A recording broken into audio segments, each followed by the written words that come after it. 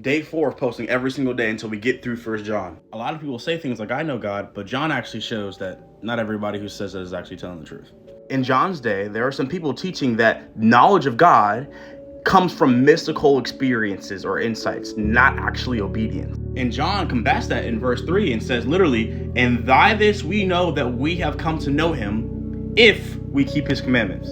So in other words, John is giving the believers around him a test.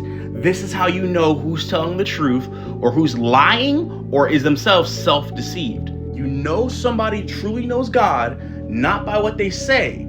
It's by their fruits, their obedience, how they live. Notice how I said the evidence is obedience, not perfection. Because nobody's going to be perfect, but you can still be obedient in your imperfection while you live a life that is submitted under the lordship of Jesus Christ. Actually interesting is that John was a Jew, and in Jewish thought, knowledge and obedience were inseparable. So if you knew God, you will obey, and if you obey God, you knew. So it's not something that you can separate the two by saying, oh, I know God, but your life doesn't look anything like Jesus.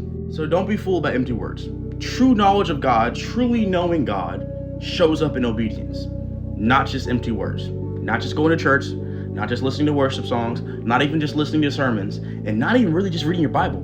It's what you do. That's day 4. Same time tomorrow, I guess.